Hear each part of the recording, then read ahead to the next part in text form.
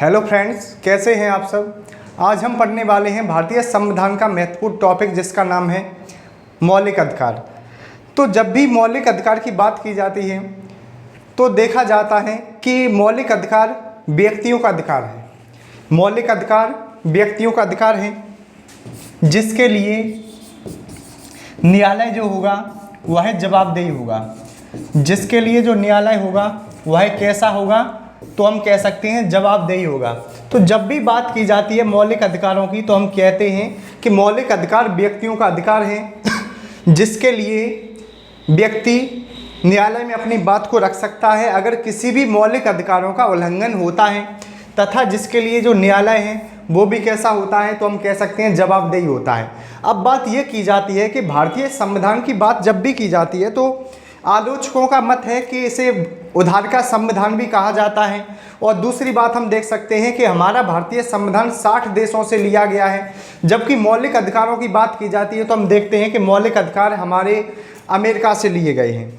मौलिक अधिकार हमारे कहाँ से लिए गए जाते हैं, तो मौलिक अधिकार हमारे अमेरिका से लिए जाते हैं। जबकि किस भाग में है मौलिक अधिकार, जबकि हमारे भाग की बात की जाती है मौलिक अधिकार की, तो हम ध्यान रखेंगे भाग 3 में देखने को मिलते हैं मौलिक अधिकार। भाग 3 में मौलिक अधिकार आते हैं जो इनकी अनुच्छेद 12 से 35, जो अनुच्छेद 12 से 35 तक देखे जाते हैं।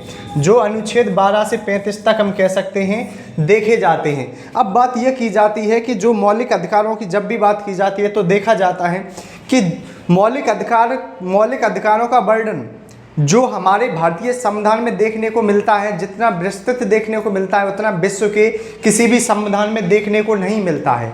अब बात यह की जाती है कि ये मौलिक अधिकार व्यक्तियों के विकास को किस प्रकार बढ़ावा देते हैं, तो हम कह सकते हैं यह व्यक्तियों के चहुमुखी विकास को बढ़ावा देते हैं। यह व्यक्तियों के चहुमुखी विकास को बढ़ावा देते हैं। चहुमुखी विकास को बढ़ावा देते हैं। तो चहुमुखी विकास को किस प्रकार बढ़ावा देते हैं, तो हम कह सकते हैं यह इनकी भौतिक, बौद्धिक, नैतिक, आध्यात्मिक। तो हम ध्यान रखेंगे भौतिक,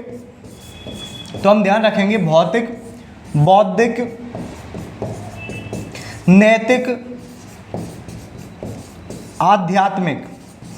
भौतिक, बौद्धिक, नैतिक, आध्यात्मिक के रूप में हम कह सकते हैं ये हमारे भारतीय संविधान को बढ़ावा देते हैं। तो जब भी अगर देखा जाता है मौलिक अधिकारों की बात की जाती है तो हम क्या ध्यान रखेंगे, मौलिक अधिकार क्या है, तो व्यक्तियों का अधिकार है जिसके लिए न्यायालय कैसा होगा, जवाबदेही होगा। और ये कहाँ से लिए जाते हैं, तो हम देखेंगे कहाँ से लिए जाते हैं, अमेरिका से लिए जाते हैं। और कहाँ से, किस अनुच्छेद कहाँ से कहाँ तक वर्णन है इनका, तो अनुच्छेद 12 से 35 तक ये देखे जाते हैं। कौन से भाग में है, तो भाग 3 में है। कौन से भाग में है, तो भाग 3 में है। दूसरी बात, किस प्रकार व्यक्ति को बढ़ावा देते हैं, तो चौमुखी रूप से व्यक्तियों को बढ़ावा देते हैं। जिस प्रकार हम कैसे ध्यान रखेंगे, तो यह हम कह सकते हैं भौतिक, बौद्धिक, नैतिक, आध्यात्मिक आदि रूप में हम कह सकते हैं बढ़ावा देते हैं। जबकि अगर बात की जाएगी कि मौलिक अधिकारों की, तो हम उसमें कुछ तत्वों को और ध्यान रख सकते हैं जिसमें देखा जाता है कि मौलिक अधिकारों को संविधान का मैग्ना कार्टा भी कहा जाता है। मौलिक अधिकारों को संविधान का मैग्ना कार्टा भी कहा जाता है। संविधान का मैग्ना कार्टा भी कहा जाता है। अब बात यह की जाती है कि मैग्ना कार्टा मौलिक अधिकारों को क्यों कहा जाता है, तो इसके लिए हमें ध्यान देना होगा कि एक व्यक्ति था जिसका नाम था किंग जॉन। तो किंग जॉन के द्वारा 1215 में इंग्लैंड में क्या हुआ, तो इंग्लैंड में जो सामंत वर्ग था, इंग्लैंड में कौन था, तो हम कह सकते हैं इंग्लैंड में सामंत वर्ग था। और इस वर्ग पर अत्याचार हो रहे थे। इस वर्ग पर क्या हो रहे थे, तो हम कह सकते हैं अत्याचार हो रहे थे। और अत्याचार को रोकने के लिए कौन आता है, तो हम कह सकते हैं अत्याचार को रोकने के लिए आता है किंग जॉन। अत्याचार को किसने रोका, तो किंग जॉन ने रोका। जब अत्याचार को किंग जॉन ने समाप्त कर दिया गया तो इसी कारण इनकी मैग्ना कार्टा कहा जाता है। इंग्लैंड में इनकी मैग्ना कार्टा कहा जाता है। और आगे चल के भारतीय संविधान के मौलिक अधिकारों को भी हम कह सकते हैं कि मैग्ना कार्टा कहा जाता है। क्या कहा जाता है, तो मैग्ना कार्टा कहा जाता है। जबकि अगर बात की जाती है कि मौलिक अधिकारों की बात की जाती है तो जिस तरह अगर देखा जाए भारतीयों को मौलिक अधिकार प्राप्त होते ही हैं, लेकिन अगर विदेशियों की बात की जाती है, जैसे अगर कोई विदेशी हमारे भारत देश आता है तो उन्हें प्राप्त होते हैं, तो हम ध्यान रख सकते हैं कि अनुच्छेद 14 और 20 से लेकर 28 तक अनुच्छेद ऐसे होते हैं जो विदेशियों को भी प्राप्त होते हैं। तो हम ध्यान रखेंगे कि ऐसे मौलिक अधिकार जो विदेशियों को भी प्राप्त होते हैं, किसे प्राप्त होते हैं? विदेशियों को भी प्राप्त होते हैं। तो हम ध्यान रखेंगे कौन कौन से आर्टिकल हैं। तो आर्टिकल हैं अनुच्छेद है 14, अनुच्छेद 14 है, यह किसे प्राप्त है? तो विदेशियों को प्राप्त है। दूसरी बात हम ध्यान रखेंगे अनुच्छेद 20 भी यानी कि विदेशियों को प्राप्त होता है। दूसरी बात अनुच्छेद 20, 21 भी प्राप्त हैं। तथा अगर 22 की बात की जाएगी, 22 हैं, 23 है, 24 है, 25 है, 26 है, 27 है और 28। तो अगर कभी पूछा जाता है कि ऐसे कौन से अनुच्छेद हैं जो भारतीयों को प्राप्त तो हैं लेकिन विदेशियों को भी प्राप्त हैं, तो हम ध्यान रखेंगे अनुच्छेद 14। दूसरी बात 20 से लेकर अनुच्छेद 28 तक हम कह सकते हैं जो किसे प्राप्त होते हैं? तो विदेशियों को भी प्राप्त होते हैं। जबकि अगर बात की जाती है कि राष्ट्रीय आपातकाल के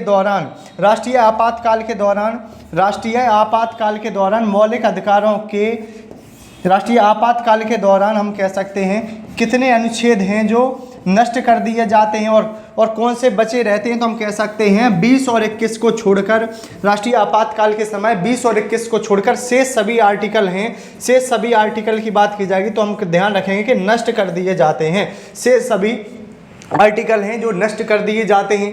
अगर बात की जाती है मौलिक अधिकारों की, तो मौलिक अधिकारों की अगर बात की जाएगी तो मौलिक अधिकारों की वर्तमान में संख्या कितनी है? तो हम कह सकते हैं प्रारंभ में मौलिक अधिकारों की कुल संख्या कितनी थी? तो 7 थी। प्रारंभ में कुल कितनी संख्या थी? तो 7 थी। जबकि वर्तमान में कितनी है? तो वर्तमान में है 6। वर्तमान में कितनी है? तो वर्तमान में मौलिक अधिकारों की संख्या कितनी है? तो वर्तमान में मौलिक अधिकारों की संख्या 6 है। तो सर्वप्रथम हम ध्यान रखेंगे तो एक कौन सा अधिकार होता है जो हट जाता है? तो सर्वप्रथम हम देखेंगे संपत्ति का अधिकार। कौन सा अधिकार हटता है? तो हम कह सकते हैं संपत्ति का अधिकार हट जाता है, संपत्ति का अधिकार। और ये कब हटाया जाता है? तो हम कह सकते हैं 44वां संविधान संशोधन 1978 के द्वारा, 44वां संविधान संशोधन 1978 के द्वारा इसे हटा दिया जाता है। अब हटाया क्यों गया था? तो हम कह सकते हैं संपत्ति के अधिकार को इस वजह से हटाया जा सकता है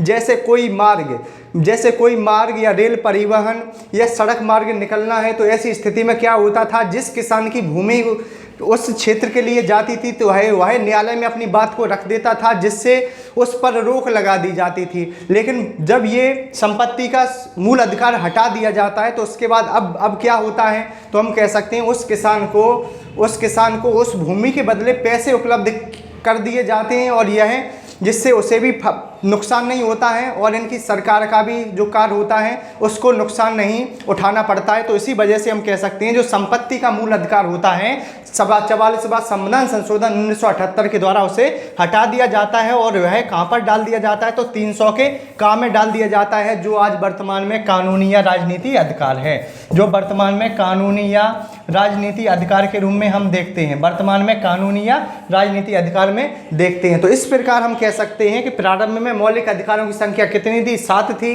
तो 7 में कम कौन सा हो गया? तो हम कह सकते हैं संपत्ति का अधिकार। अब वर्तमान में कुल कितने मौलिक अधिकार हैं? तो वर्तमान में 6 मौलिक अधिकारों का वर्णन किया जाता है। वर्तमान में कुल कितने का वर्णन किया जाता है? तो हम ध्यान रखेंगे 6 मौलिक अधिकारों का वर्णन किया जाता है। अब ये 6 मौलिक अधिकार कौन से हैं? तो हम ध्यान रखेंगे समानता का अधिकार, ध्यान रखेंगे समानता का अधिकार का वर्णन मिलता है। तो समानता का अधिकार कहाँ से कहाँ तक है? तो हम ध्यान रखेंगे 14 से 18। समानता का अधिकार कहाँ से कहाँ तक है? तो आर्टिकल 14 से 18 तक हम समानता के अधिकार को देखते हैं। इसके बाद कौन सा अधिकार आता है? तो हम कह सकते हैं इसके बाद जो अधिकार आता है समानता के अधिकार के बाद देखा जाता है स्वतंत्रता का अधिकार। स्वतंत्रता के अधिकार की बात की जाती है, स्वतंत्रता के अधिकार की बात यहाँ की जाती है। स्वतंत्रता का अधिकार की बात की जाएगी तो हम ध्यान रखेंगे स्वतंत्रता के अधिकार में कौन कौन से आर्टिकल हैं? तो हम ध्यान रखेंगे 1922 से 22 तक कौन सा अधिकार होता है? स्वतंत्रता का अधिकार होता है। जबकि अगर बात की जाएगी इसके बाद कौन सा अधिकार आता है, तो शोषण के विरुद्ध अधिकार। कौन सा अधिकार आता है, तो शोषण के विरुद्ध अधिकार का हम कह सकते हैं यहाँ पर वर्णन मिलता है। शोषण के विरुद्ध अधिकार की यहाँ बात की जाती है आर्टिकल, तो आर्टिकल में हम ध्यान रखेंगे 23 से लेकर 23 से 24 का यहाँ वर्णन मिलता है। जबकि अगर बात की जाएगी अनुच्छेद, जबकि अगर चौथे भाग की बात की जाएगी इसमें, तो हम ध्यान रखेंगे क्या आता है, तो हम ध्यान रख सकते हैं धार्मिक स्वतंत्रता का अधिकार।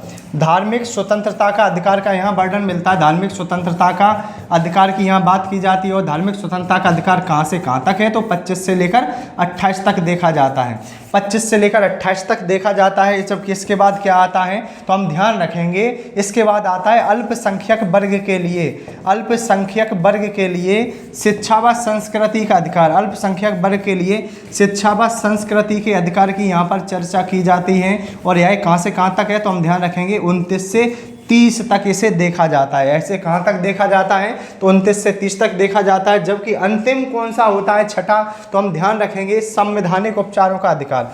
छठवां कौन सा होता है, तो संवैधानिक उपचारों का अधिकार का यहाँ वर्णन मिलता है। संवैधानिक उपचारों का अधिकार की यहाँ बात की जाती है। और जिसमें हम देखते हैं अनुच्छेद 32 को, जिसमें हम कौन से आर्टिकल को देखते हैं, तो अनुच्छेद 32 को देखते हैं। तो अगर कभी पूछा जाता है कि हमारे भारतीय संविधान में मौलिक अधिकारों की संख्या कितनी है, तो कितनी संख्या है, 6। जिसमें पहला कौन सा होता है, समानता का अधिकार, कहाँ से कहाँ तक है, 14 से 18 तक है। स्वतंत्रता का अधिकार 19 से 22। शोषण के विरुद्ध अधिकार 23 से 24। जबकि धार्मिक स्वतंत्रता का अधिकार 25 से 28 तक देखा जाता है। अल्पसंख्यक वर्ग के लिए शिक्षा व संस्कृति का जो वर्णन मिलता है अनुच्छेद 29 से 30 तक मिलता है। जबकि संवैधानिक उपचारों का जो अधिकार आता है वह कहाँ से देखा जाए, अनुच्छेद 32 को कहा जाता है। जबकि इसके बीच कौन सा था, तो हम कह सकते हैं संपत्ति का अधिकार था, जिसे 1978 के 44वां संविधान संशोधन द्वारा हटा दिया जाता है, जो 300 के काम में देखने को मिलता है। इसके बाद हम मूल अधिकारों को जो आर्टिकल हैं उन पर इनकी बल देंगे कि क्या इनका योगदान होता है, क्यों ये बनाए जाते हैं, तो इसमें हम देखेंगे जिसके माध्यम से हम समझ सकते हैं। तो सर्वप्रथम अगर बात की जाती है अनुच्छेद 12 की, तो सर्वप्रथम इनकी जो शुरुआत होती है वह कहाँ से होती है, तो अनुच्छेद 12 से शुरुआत होती है। तो हम ध्यान रखेंगे कि अनुच्छेद 12 में क्या कहा जाता है। तो अनुच्छेद 12 में देखने को हमें मिलता है कि अनुच्छेद 12 में इनकी राज्य शब्द की परिभाषा की बात की जाती है। अनुच्छेद 12 में किसकी बात की जाती है, तो राज्य शब्द की परिभाषा की यहाँ बात की जाती है। अब देखा जाता है कि राज्य शब्द की परिभाषा में क्या क्या आता है। तो हम कह सकते हैं राज्य के अधीन जो संस्था, कारखाना, पदाधीन व्यक्ति, ग्राम पंचायत,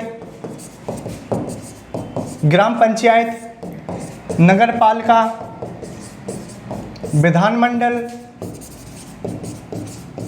आदि की जहाँ पर चर्चा की जाती है, तो हम क्या कहेंगे, राज्य शब्द की परिभाषा में शामिल करते हैं। तो राज्य शब्द की परिभाषा अगर कभी पूछी जाती है तो किस अनुच्छेद में वर्णन मिलता है, तो हम ध्यान रखेंगे अनुच्छेद 12 में देखने को मिलता है। जबकि अनुच्छेद 13 क्या कहता है, तो अनुच्छेद 13 में हम ध्यान रखेंगे संविधान का अनुच्छेद 13 मूल अधिकारों में, जिसमें कहा जाता है कि हम न्यायालय में बाध्य योग हैं। इसमें हम ध्यान रखेंगे बाध्य योग हैं।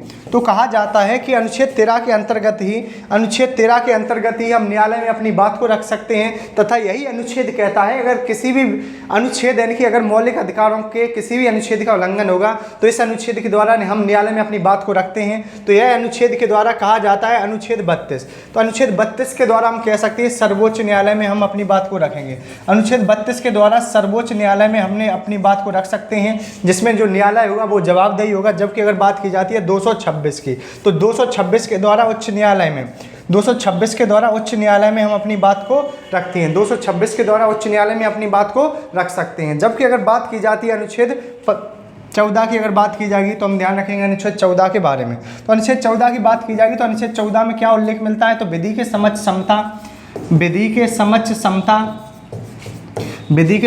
समता की बात की जाती है तथा विधि के समान संरक्षण, तथा इनकी यहीं पर बात की जाती है विधि के समान संरक्षण की इनकी यहाँ पर चर्चा की जाती है। विधि के समान संरक्षण की चर्चा की जाती है। तो सर्वप्रथम हम यहाँ देख सकते हैं कि विधि के समक्ष समता और विधि के समान संरक्षण की बात की जाएगी तो इसे हम कह सकते हैं ये विधि के समक्ष समता ब्रिटेन से लिया गया है। जबकि अगर ध्यान रखेंगे विधि के समान संरक्षण अमेरिका से लिया गया है। विधि के समान संरक्षण कहाँ से लिया गया है? अमेरिका से लिया गया है। अब बात ये की जाती है कि इनका अर्थ क्या होता है, तो हम इनका अर्थ होता है कि किसी भी व्यक्तियों के लिए विशेषाधिकारों की अनुपस्थिति होगी, किसी भी व्यक्तियों के लिए विशेषाधिकारों की अनुपस्थिति होगी। तो इन लाइनों का ये अर्थ होता है। दूसरी बात हम कह सकते हैं कि कोई भी व्यक्ति चाहे ऊंचा हो नीचा हो, कोई भी व्यक्ति चाहे ऊंचा हो नीचा हो, अधिकारी हो गैर अधिकारी हो, अधिकारी हो या गैर अधिकारी हो, तथा हम कह सकते हैं गरीब हो अमीर हो, अमीर हो गरीब हो,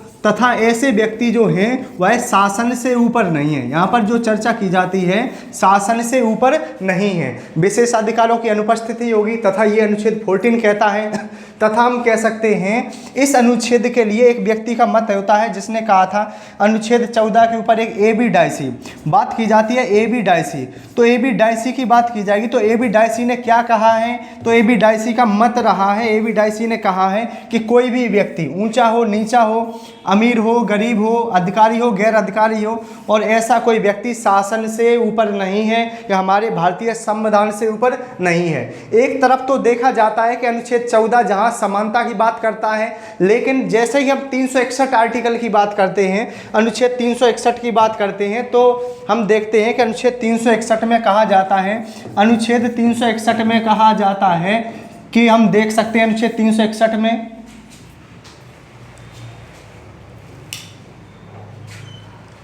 बंद हो गया, पार्ट 2 में कर देंगे सर इसे।